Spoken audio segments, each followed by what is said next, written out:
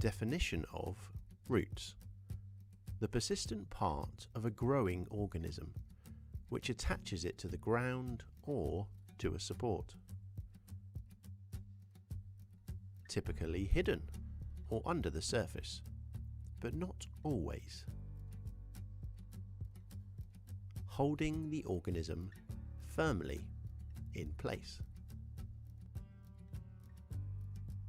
Delivering nourishment to the rest of the organism via numerous branches and strands.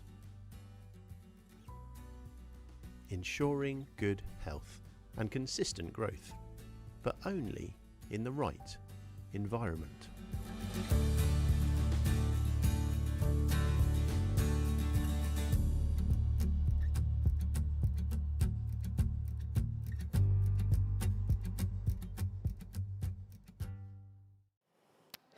Well, good morning, everybody. Good morning. It's great to be here. My name is Alex. I'm one of the ministers here at Andover Community Church, and it is my privilege to be speaking to you all today. And I want to start with a bit of a question, which might seem a bit silly, but it's this. When did the story of your life begin? When did the story of your life begin? You're probably sat there thinking, well, obviously, when I was born. And that's true in part, isn't it? But let's think about it for a moment. Is that really the case? What about the storylines that came before you, the ones that led to your very existence, things like your family's story and history? What about the stories of your culture and society that go even further back? Have they had a part to play, I wonder?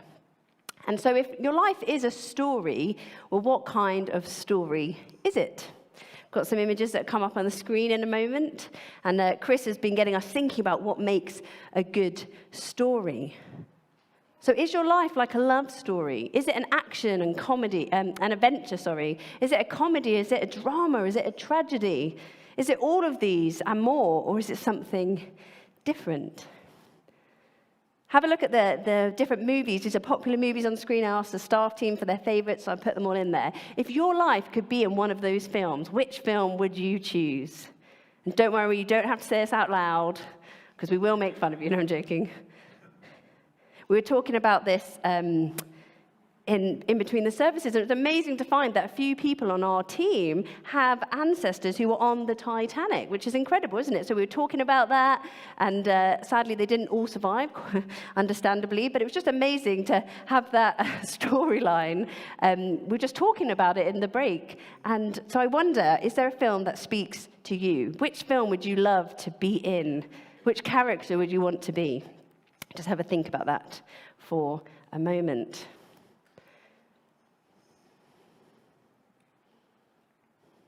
And I wonder, why does this particular film or story speak to you? Why is it that it speaks to you? What makes this a good story or appealing story? What are those essential ingredients? And there seems to be a common thread here, doesn't it, through so many of the great stories, books, movies that we love and know. So I want you to see if this resonates with the story or the movie that you have picked out today, because the thread is often this. Things were once good. Maybe there's a once upon a time beginning. Maybe then something bad happens, things change, or there's a problem to overcome. Then there's a struggle, a battle, maybe a journey that must be taken. And then, at the right moment, often the last possible moment, there's a hero or heroes, a group of people, sometimes the most unlikely ones, who must step up and save the day and put things right so all can be restored and all can live happily ever after.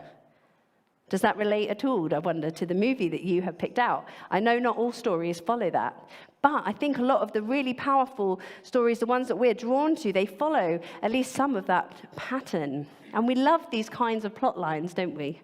They speak powerfully to us. They seem to be pointing to something greater that we long to be a part of, to some greater narrative in the world. And sometimes in life, we might find a storyline, or maybe a variety of storylines, that really help to shape our identity, that we really root our identity in. Maybe it's a storyline that gives us purpose and meaning, or even a storyline that gives us great hope for the future. Just think about this in your own life for a minute. What are those stories that have helped to shape you into the person you are today? Are they stories of your family, of your culture, your society maybe? The stories that we find our identity in, they are incredibly powerful, aren't they? I was really struck by this. Just last week at home, we were watching a program that's recently come out. It's a documentary, actually. It's about a very famous British cricketer turned TV presenter who's known as Freddie Flintoff. You may have heard of him, you may know him very well. If you don't know much about him, Freddie, whose real name is Andrew, became one of the greatest all-rounder cricketers in the world, at a very young age. Then when he retired from cricket, again, he was still very young, he became a TV personality, most famously becoming a presenter on the program Top Gear. However, sadly, in recent years, Freddie's life has changed dramatically when he was involved in a horrific accident whilst filming a Top Gear episode, and you may have seen that on the news. He is really fortunate to have survived, but he endured significant facial injuries, amongst others, which required several operations, reconstruction, and a long recovery process. And during that recovery process, Freddie experienced paralyzing anxiety and post-traumatic stress, so much so that he just couldn't leave his house for months on end. Interestingly, however, he wanted to document this process of recovery, and that is what the program's all about. He invited a film crew to come in and sort of document that process. And it's a very honest and real look into his journey. And actually, as you watch the program, it's quite a sad story to begin with, or at least where we join in with his story is at a really sad time. You realize that a lot has been lost. Actually, the program sort of recaps to begin with on Freddie's golden days as a cricketer and then how he adjusted to life after cricket. But then you see Freddie grapple with his sense of identity and purpose, actually, after surviving that horrific accident. Eventually, though, in the program, you see Freddie re-emerge into society with the help of others, and he gets back into the world of cricket, this time as a coach. And this plays a huge part in helping him rediscover his identity. It helps him to gain confidence again. It gives him purpose and meaning and focus. And what really struck me was something that his wife said on the documentary. She said that although it was the doctors and the medical teams that saved Freddie's life, it was cricket that actually saved him as a person. It was that storyline, that one that he had been a part of for so many years, the one that had actually helped to shape and form his identity, it now provided this redemptive thread to his journey. And it reminded me of the power of these types of storylines in our lives and how every great story has this redemptive element, doesn't it? This is the sign, in fact, of a good story, that it can somehow rescue us, it can save us or restore us. But, and I'm sure we all know this, don't we, that it is not always the case. So many of the storylines that we root our identity in can fall short, they end abruptly, or take us down paths that just aren't good for us. While stories from family or history and culture and society, they do matter deeply in our lives, they also have limits. Family stories can be fractured by conflict and trauma or distance. Cultural identities can evolve and change, and social narratives shift so rapidly that it can be hard to keep up or know what's on trend. And ultimately, if you think about it, all of these types of storylines are authored by people, by humanity, by society even. And this means that they're as vulnerable and as fragile as we are. But despite this, we're often encouraged from a young age to be the author of our own stories, write the script of our life. We're told that we can determine our own destiny, and this can seem like a very grand, inspiring idea, particularly when we're children. But actually, it doesn't always play out that way, does it? You don't have to live on this earth for very long to realize that being the author of our own life's story is quite an illusion. The story of our life doesn't often play out the way that we want to, does it? Certainly doesn't play out like we see in our favorite films. So rather than being the author, like we may want to be, we get this sense that we're more like a character in some story that's already unfolding. And it's not always a story that we understand. John Eldredge, who is an American Christian author, writes something really profound about this in his book called Epic, The Story God's Telling. An amazing book. It's a short read, and I really recommend it. It's just really well written. It's all about like the big stories we have in films and in life and how they point to something bigger. But in his book, he says this, that for most of us, life feels like a movie we've arrived at 45 minutes late, where we find ourselves in the middle of a story that is sometimes wonderful, sometimes awful, and a confusing mixture of both. And we haven't a clue of how to make sense of it. It's like we're holding in our hands some pages torn out of a book. And I love that image, some pages torn out of a book. That's the pages of our lives, our story. And actually, that's what some of these other storylines that we might root our identity in are like, aren't they? They're like pages of a torn out pages from a book. They give us some sense of the story. Maybe they even give us a chapter of our story, but they cannot be, and they will not be, the whole story. Yes, they are important storylines. They can give us meaning and purpose and hope. We think of that story of Freddie Flintoff that I shared a few minutes ago. They do help us, and they can form our identity, and that's important, and it matters. But if they become the primary narrative, rather than pointing to something bigger, well, then sooner or later, they're going to let us down. So the question then for us is, how can we find the rest of the story, or that bigger story? How can we discover what that story is? Well, for any readers out there, simple answer, we go to the author, don't we? And in the Christian faith, we discover something amazing. We discover that the author of life, who is God, has been writing a story that goes back further than we could imagine. And this is the story of all stories. It's the most epic adventure, the most passionate of tales. It has every element of a great story and more. And what's even better, it's a story that we can read.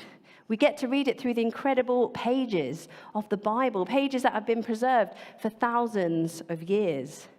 We generally refer to the Bible as a book, and that's quite right, it is a book. But the word Bible in the original Latin means biblia, which actually means books, a collection of books, or a library. And that's exactly what this is. It's a library of books, of different stories woven together. There's 66 different books in the Bible, written by 40 different authors over a period of 1,500 years, 15 centuries. That's incredible, isn't it? And what's most amazing and unique about the Bible is, although there's lots of different storylines, there's one script. There's one big author, which is God. God is the inspiration behind all of these stories. It's his story. And the fact that we get it preserved and we get to read through these pages is really unique. I don't know if you can think of another book or collection of books out there that is as unique as that. What a resource we have. And I want to say, if you're exploring faith today, maybe you want to find out how can you dive in and get to know the Bible. We'd love to give you some resources or chat to you about that, because it's not always helpful just to read it from beginning to end. There are so many ways that we can engage with it and find out what that story is, that key script. So please do chat to a member of our team if that's you today. So where do we find ourselves in this bigger story? Because that's what matters, doesn't it? For you and me, it's our life here and now. Well, I'm going to turn to a trusty companion that we've been journeying with this year. This companion is the unknown author of a book in the New Testament part of the Bible. It's a book called Hebrews. And this author writes this: "Long ago, God spoke many times and in many ways to our ancestors through the prophets. And now, in these final days, he has spoken to us through his Son, which is Jesus. God promised everything to the Son as an inheritance, and through the Son, he created the universe. So the Son radiates God's own glory and expresses the very character of God, and he sustains everything by the mighty power of his command. It's amazing what this author is writing. They're saying that God, who is the author of life, has been revealing this grand narrative to people throughout history, to our ancestors, and way back through people called prophets. And we can read a collection of all of their writings, actually, in the Old Testament part of the Bible that goes back for millennia, and in itself is an incredible story, but it is only part of the bigger story. The author writes, in these final days, this is our time now, this is our chapter or our act that he's referring to. And he says that in these final days, God has spoken to us through his Son, Jesus. And we can read all about Jesus' life through multiple accounts that we have in the New Testament part of the Bible, continuing on that ancient story. And as we read about this grand narrative, we discover that Jesus' coming to earth is the climax of this story. But what's interesting, and you may have noticed from what the author wrote, is that Jesus is not only in the story, but he is the co-author of the story. He was there at the beginning when the universe was created. He was there at the beginning of this story. God created the universe through him. And as we read through the pages of the Bible, we discover that he's going to be there at the end when all things will be made new. And this whole story and narrative that we find ourselves in is actually wrapped up in the person of Jesus. And if you just think about that for a moment, that's really significant. Because although Jesus, he is the Son of God, he is also God. He's the co-author of life. So when Jesus enters into the narrative, this is the author writing himself into the story, which is pretty incredible when you think about it. There's a quote by C.S. Lewis that I can't remember, but he was saying if we want to discover not only what this kind of narrative we're in is like, but we want to know, is there really a God? Is there an author? Well, what better way to find out than if that author wrote himself into the story? And we get to meet that author. And that's the whole story of Jesus' life, Jesus in human form. So we get to know what God is like. So if there is this bigger story that's been unfolding long before you or I were even born, well, what is our role in this story?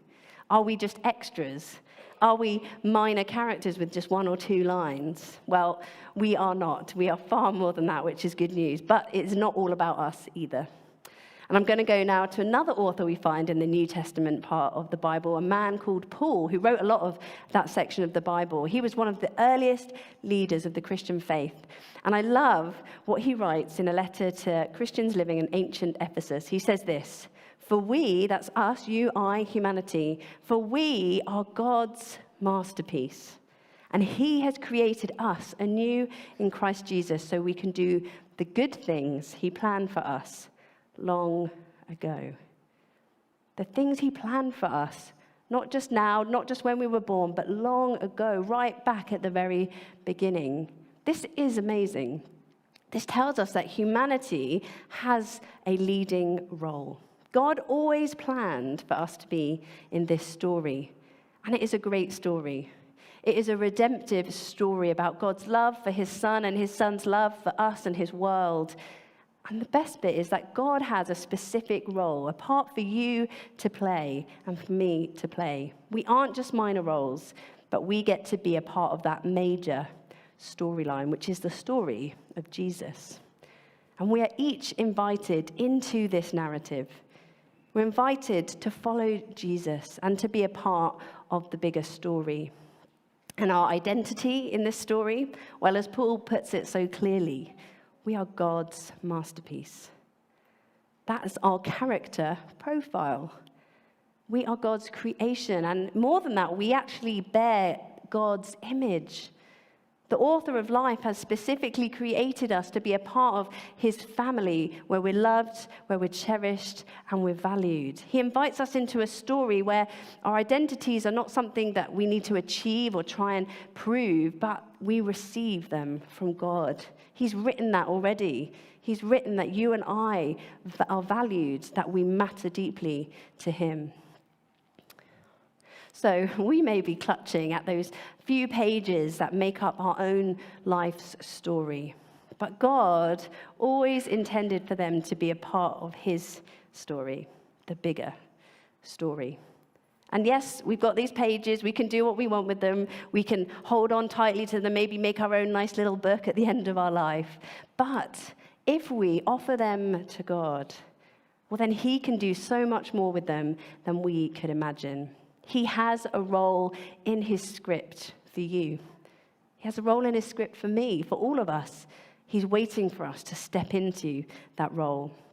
He's got this incredible story that he wants us to root our identity in. And that's because it's a story that is everlasting. And it's a story that will never let us down. So what does this mean for us in the here and now, in the everyday and the ordinary? Well, I think it's this. Knowing that we are part of a bigger story should change our perspective, shouldn't it? Healthy identity comes from knowing whose story we are a part of and realizing that actually it's our little story, our little journey that fits into God's bigger story, and it's not the other way around. And this is good news. This should be good news for us today because it means that when life gets tough, or when things don't go the way that we hope, maybe the story we've tried to write for our own lives just goes off track, or we just can't seem to get a grasp of it. Maybe when the storylines we've rooted our identity in suddenly let us down or fail or lead a different way, well then the good news is that this bigger story remains. And it not only remains, but it reminds us not to give up, not to lose hope. It reminds us that there's this bigger narrative at play and that the author of this narrative has written a unique part for us into his script. And this means that our lives are not the end of the story, but they can be an important part of it. So when did the story of your life begin? Well, at the beginning, of course, but at the beginning of the story. Right back, way before when? The beginning of the greatest story, that story that God wrote long ago with you in mind. A story that he always intended for us to be a part of. So we've got the script. We can read through the incredible pages of history and prophecy and poetry in the Bible. We can see where the story is going.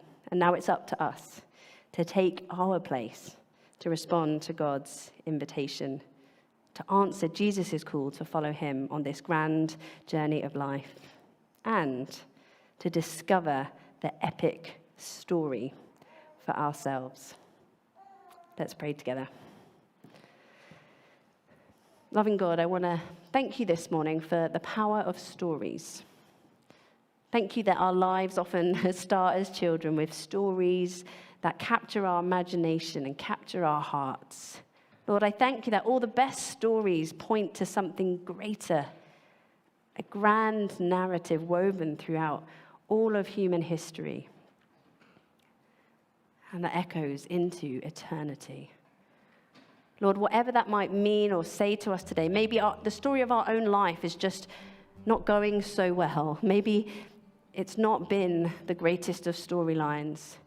Maybe we found our identity in other things, other storylines that just let us down or rely on us proving ourselves constantly. Lord, help us to just let go today. Open our hearts, open our minds. See this incredible story that you're inviting us into.